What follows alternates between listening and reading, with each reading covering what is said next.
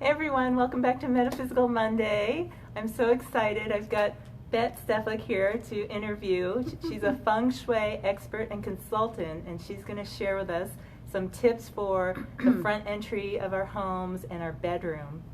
So before we get going any further, I just was going to ask Bette to define what Feng Shui is in case you don't know. So Bette, what the heck is Feng Shui anyway? Well, it's designing and arranging with color and well-placed objects and light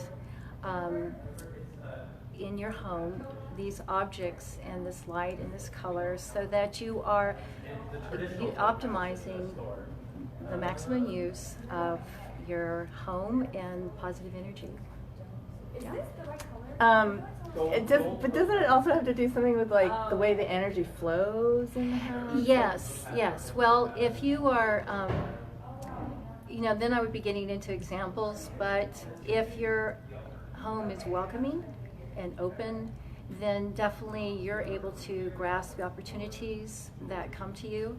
But if you have, say, a blocking wall at your door for an entry, or if you have, when you open up the door and you have another type of blocking wall, which is called a contrary door, then these create obstacles in your life. So that's probably what you're familiar with. Yeah, so like the ideal is that you want the energy to flow, and you don't want it to flow so that it goes out too quickly, and you don't want it to get stuck. Exactly. Right? Okay. Exactly. Example of flowing too quickly is a stairway at the front door, because it's not only your resources, it's your health as well. Mm-hmm. And it can mean conflict is locked in the heart of the occupants. So definitely, and it's hard to get that resolved unless you really make a feng shui adjustment. And another example of energy going out too fast, I've been told, is like, for instance, if your back door is like parallel with your front door, and it just kind of goes right out. Yeah, it will swoosh right out. Yeah, exactly. Yeah. So that gives you an idea a little bit of what we're talking about. Yeah. I want to share with you a little story, my feng shui story. It was so amazing, I just have to share it with you. So I purchased the house we live in now about 16 years ago. And right after we moved in, my mother-in-law bought me a book about Feng Shui. And I was reading it, and it said, don't ever paint your bedroom a peach color because it can result in divorce. Well, guess what? The reason the house was being sold is because the couple that owned it were getting divorced. Isn't that wild? I was like, wild. Oh my God, we painted it anyway, no matter, we were going to paint it. But I thought that was so interesting, huh? Yeah. It's called peach blossom luck. Really? And if you get involved with someone, if you're already in a relationship or you're married, then it can, if someone comes into your life who's not supposed to be there, it's called peach blossom menace. Oh, interesting. So, yeah. And peach is one of those colors that you can use it to attract a partner. But then once you've attracted your partner, you want to change that color. Oh, interesting. So it's not always a color that you keep. Because the reason they were getting divorced is because the woman was having an affair, so she must have attracted somebody. It's interesting. Yeah. Wow. Yeah. And one more tip that I want to share with you, because now it's a pet peeve of mine when I see this in other people's homes: keep your toilet lid closed. Exactly. You don't want the energy going down through the toilet, right? That's right. Keep your toilet lid closed. Yeah, that's definitely true. Okay. That's where the energy drains from the house. So you want that covered up. You can also do a cure to lift the energy and still let the wastewater go down. But good point. Excellent point. It was just a little thing that always gets me when I see the lid open now in anybody's home. I'm like, no, keep it closed. Okay, so I would like you to share that. Let's see, my story. How long have you been consulting? 20 years. Oh my gosh. 20 fabulous years. And what got you into it? Well, I wish I had one of these stories where I was in a bookstore and a feng shui book fell on my head, like my colleague shares. However, my feng shui journey is less dramatic. I had a graphic design business for a number of years, and I was just thinking very deeply about wanting to live on purpose. And a friend called and said, let's take this feng shui class with Anne-Marie Holmes at New Renaissance Bookstore. And so we took the class, and it really opened my eyes and my heart to Okay, there we go. we had a glitch with these subtle realms and that there's more to our home than meets the eye. So within a month, I signed up for her 3-year certification program. Oh, okay. Cool. Yeah. Nice. Okay, so Bette is going to share with us about the area of the front entry and why it's important and what we can do to improve it. Okay. So in the esoteric Feng Shui, the home is a representation of the human body. And one of the things that I look at besides the bagua is I place a diagram of the human body onto a floor plan of a home. And the front entry is always the head. So what happens here, it's going to affect our emotional and our mental and our spiritual bodies as well as our physical body. So that's, it's going to affect our conduct in the house and also outside the house. Some of the things that I'd like to mention about that is that, say when you're at the front door and you have clutter, you have shoes in disarray, it's going to affect your emotions without you realizing that. You may go in and get really grumpy with your husband and your children. We better clean up our front entryway. And the word for shoes in disarray is the Chinese homonym for chaos or evil. Oh, interesting. So that's another reason that you want to organize your shoes at the front entry. Another piece is if you walk into your front entry and you see a kitchen, you might want to go in and make a snack. And so this is a good way that people have weight gain without even realizing that's what they're doing. Uh-oh. Yeah.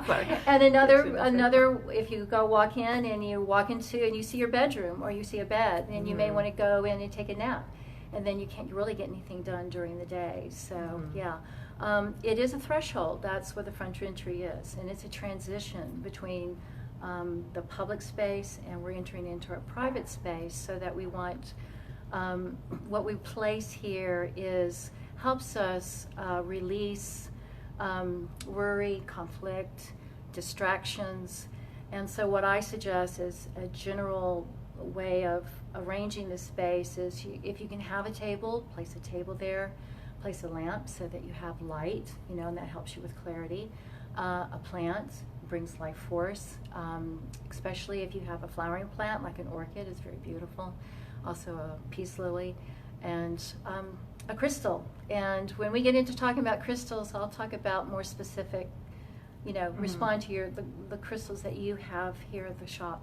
So, yeah. So in other words, if there's a problem with your front entry that you can't fix structurally, do you help it by putting crystals and a lamp and stuff like that there? Yes, okay. Yes. I earlier mentioned about the blocking wall. We can put a mirror, and that expands the space. So in terms of your stomach has the same cells as your brain.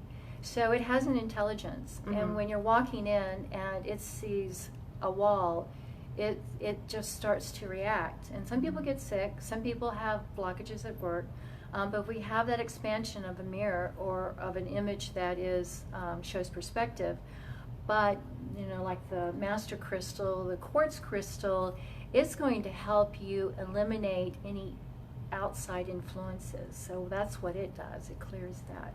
So that's a great adjunct to this Feng Shui cure is, really releasing what's happening from the day and whatever you might pick up that you're not even aware of. When I was in college, I lived in a house that, hi everyone, thanks for watching. I lived in a house that you open the door and immediately there's the steps right there going straight upstairs. Yeah.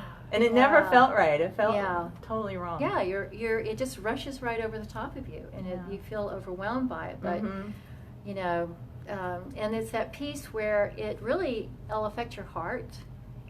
So a lot of people will have heart issues, and how it affects your health is your resources. So in your resources is that you're having to go to the doctor all the time, and so you're using your money up, in these doctor visits, and you can't go to work because you're sick. So, but there's that piece that's really not very well known, and it's about conflict that's locked in your heart. So that definitely Feng Shui will help you address that and adjust that. So my front door sticks, and I know it's probably not good, but what in particular about it sticking does it symbolize? Well, we've mentioned the head. Also, the front door represents career and helpful people in your life. Susan is working on a crowdfunding campaign for Moon Days, and so she needs all the helpful people she can get, you know, and so she wants this door to really be working properly. Now, we could try WD-40, and we'll do the mundane first, you know, just recommend that. And then we'll look at, you know, what's happening on the outside, which represents her fame and reputation, so how she's seen in the community. Well, you could build that up with some planters and bring some red there.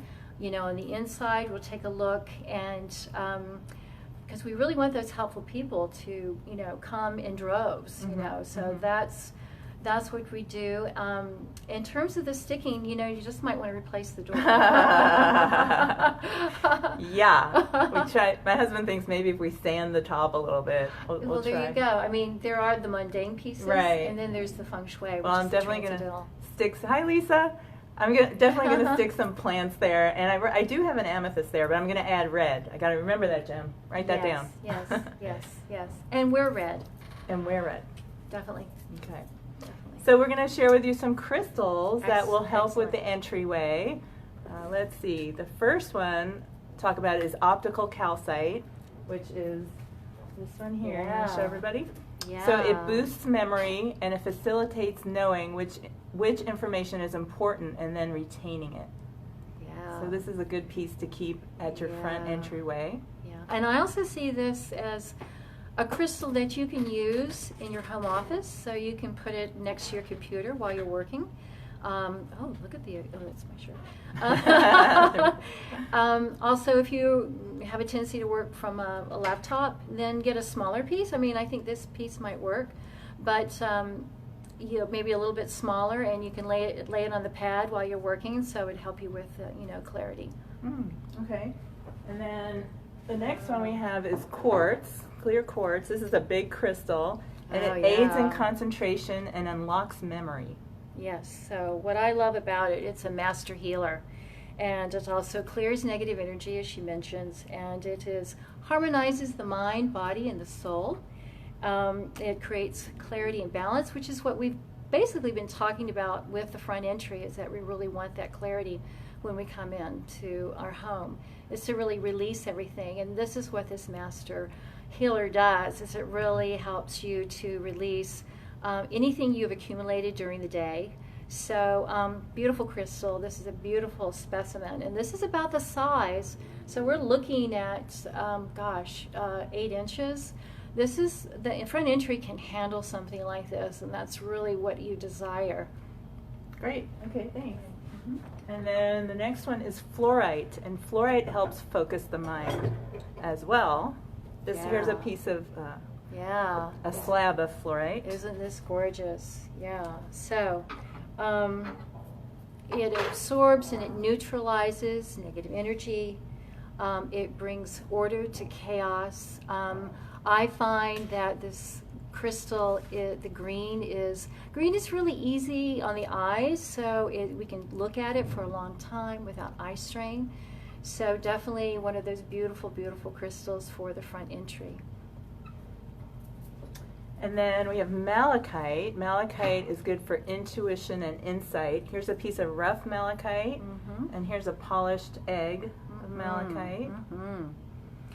One thing that struck me about malachite was I would use this to help me find my keys. I think because it really helps you tap into your intuition, that malachite would be great at the front entry. Anywhere that you have a tendency not to remember where to place things that you use on a daily basis. Great for retrieving lost items. So, yeah. Great. And then one more before we move on to the next part of the house is hematite. And I've got a hematite bracelet on now. Yeah. And it stimulates concentration and focus and enhances memory and original thought. Yes. So with hematite, in my Feng Shui practice, when I'm working with a client, not only do I give them adjustments and enhancements for their home, but also cures for their body. So this would be, and I feel hematite is a perfect example of that. So if they need to you know, really focus and concentrate. Wearing a necklace, wearing a bracelet is a great way and great use of that gemstone, or that, excuse me, that mineral. Yeah, it's very grounding. Hematite. Yeah. Okay, so now we're going to move on to the bedroom. And can you tell us, why is it important to have the feng shui be good in your bedroom? Okay. Well, we spend a third of our life in the bedroom, and what happens in the bedroom doesn't stay in the bedroom. As you found out with this woman, who's, you know, you bought their home. When we have restless sleep, when we are feeling frustrated, when we're arguing with our partner, those emotions go oftentimes into the workplace. So when we're not sleeping well, we have a loss of vitality. And so, you know, our body needs to rejuvenate at night. It really does. The cells will rebuild. And if you are not sleeping comfortably or well, that's a real recipe for insomnia. Just one of the things I wanted to say is that some of the things that you can do for a bedroom in general is to create soft surroundings. Colors, paint the bedroom colors like Benjamin Moore's light pistachios, it's a light green, Caribbean mist, which is a soft blue. Definitely you want to place the bed in command. That's a big piece about feng shui. So you want to see the door but not be in line of the door. So all these design treatments will create an ambiance and help you tap into your essence and to nourish your soul body. So this is a great place for a crystal, where you it helps you to let go, and it helps you to go to sleep quickly. So there's an old Jewish folklore, I don't know what you call it, but suspicion, where if you put the bed facing the door, eventually they'll be carrying you out of it. Oh yeah, that's called the corpse position. Yeah, isn't it interesting? Like back then they knew that. Yeah. That's incredible. I know. I never heard that before. I grew up with that. Oh my gosh. Yeah. Well, you knew right away. Yeah. Oh, okay, when you heard that. I also want to say, that these crystals help us absorb, you know, positive energy as well. So we have some crystals for you. So before we get into that, Sure. besides the placement of the bed, is there any, and the color, is there anything else like about the bedroom that you can think of? That Well, many homes now, the more modern homes, are being built with a bathroom that has an empty door. And that is... What do you mean by an empty door? That means that there's an opening, but there's not a physical door to close between the bathroom. It's just open. It's just open. Oh. And an empty door means a loss of a partner. Oh. And it could be really serious. It could be divorce, and that's serious, but you could lose a partner. Oh, gosh. They could have an accident, they could die. So that's a reason to really be thinking about if you're living in a space that does have an empty door between the bathroom and the bedroom.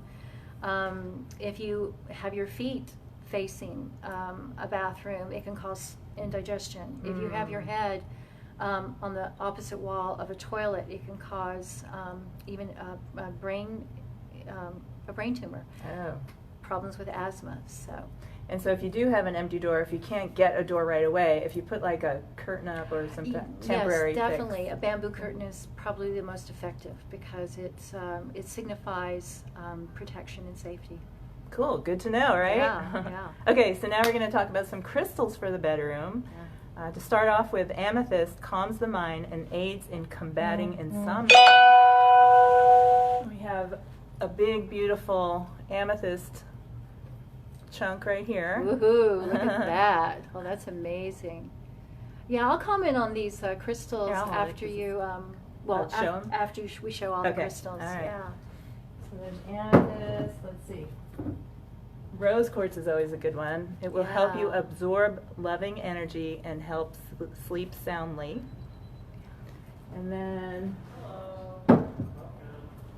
we've got smoky quartz, which works to dispel negative energy. Fantastic. Got this huge crystal here. Oh, look and at a that. smoky quartz sphere.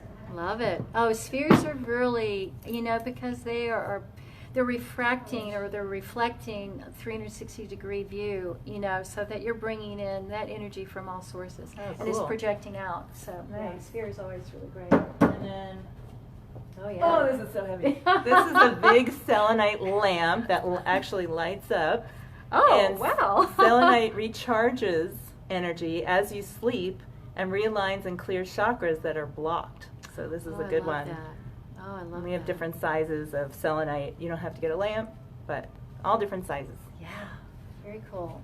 So what I'd like to say a little bit about these specimens is that, you know, if you have them, the sizes that we've shown you really are the most effective. I actually have what is called, and we could include that, ametrine, which is a combination between amethyst and citrine.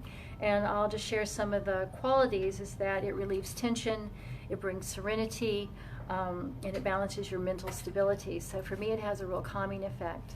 But with these crystals, Susan would be asking and is, you know, where do we place these? Well, the energy that is closest to you affects you the most. So as I mentioned about the hematite on your wrist, I'd say to begin, if you have a nightstand, then to put the crystal that you choose onto the nightstand, but also your chest of drawers in your room. If you have an altar, if your space is large enough, you might have a pedestal for one of these really lovely large specimen pieces. So it's going to radiate out and really, you know, with whatever quality its healing properties are, it's going to really influence your energy and help you to relax, because again, these crystals help us to let go and help us to go to sleep. But you wouldn't want to put it like on a shelf above the bed, right? Oh no, I'm glad you're saying that because yeah, no, we have a limbic brain besides the frontal lobe, and so it is our fight or flight part of the brain, and it would always be an alert at night, wondering, you know, is this shelf going to drop on top of me? So there's that piece where, you know, your sleep would be really disturbed and restless. So anywhere, yes, but not above. Is the headboard okay? Headboard's okay. I've heard people put crystals under their pillows. Yes, definitely. Yeah, the closest to you, yeah, pillows are great. And then you're going to get into your smaller crystals. Yeah, lovely. Great. Yeah. Did you want to say anything else about the stones? Let's see. What I do want to say is that more isn't necessarily better, so that when you are choosing a crystal, you know, maybe start with 2, because you really don't want to clutter the bedroom, and you don't want to overwhelm your endocrine system, because this is the system that really is the gateway between your chakras, you know, what's coming in from other cosmic forces. It's also that we need, you know, simplicity in our lives right now. So what I suggest is that you come into Susan's store, touch these crystals, hold them. Your intuition is really going to tell you what you are going to love and enjoy.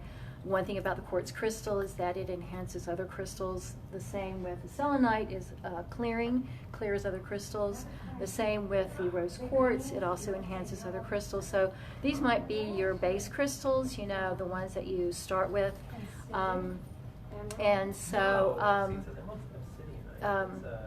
So yeah, begin simply.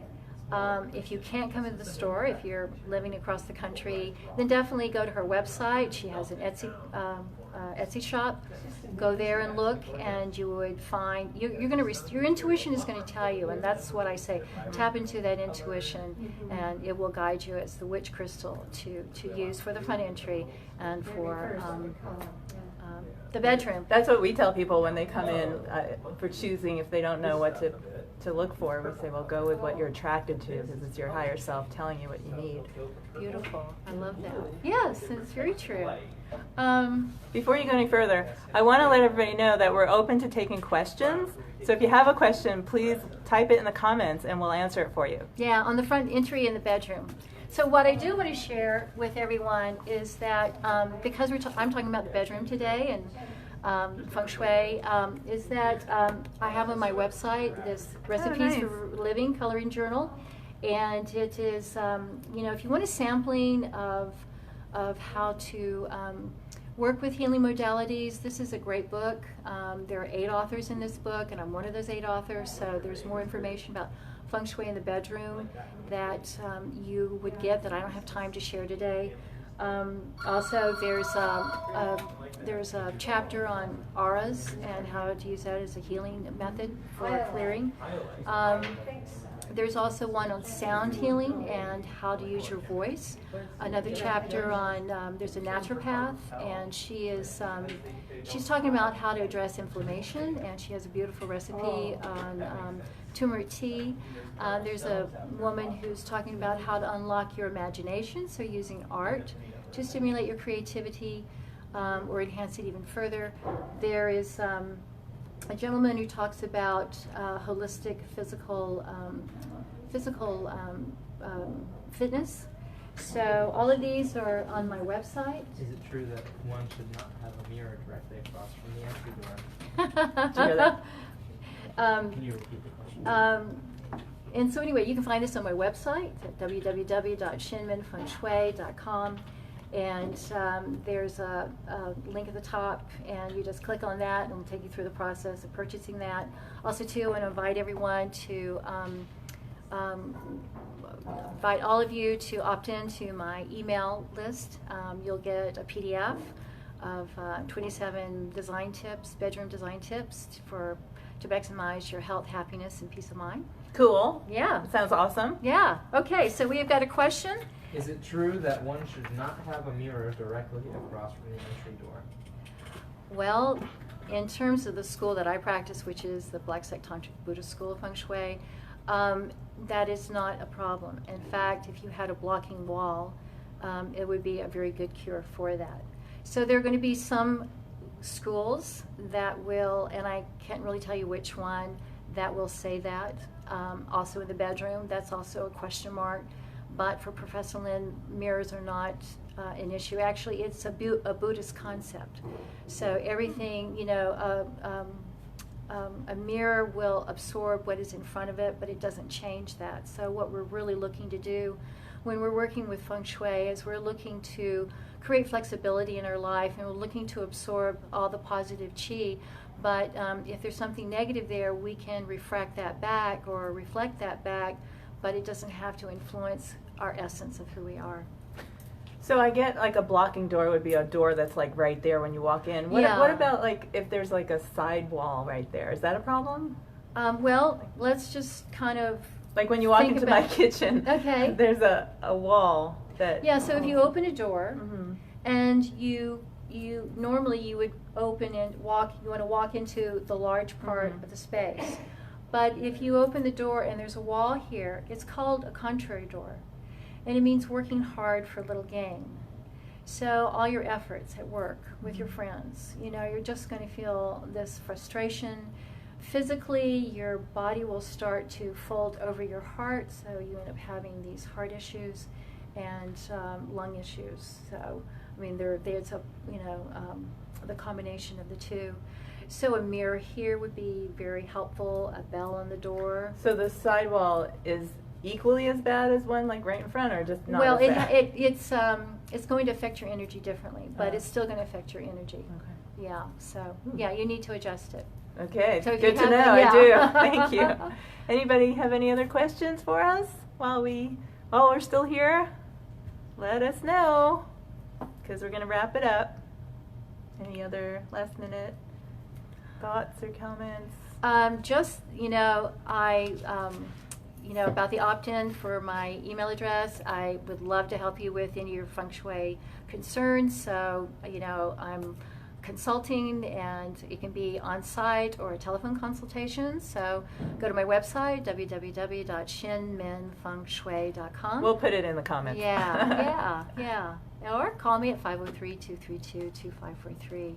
Yeah, I mean, we're here, and we've got beautiful crystals. So if you have any questions, I'd love to answer those for you.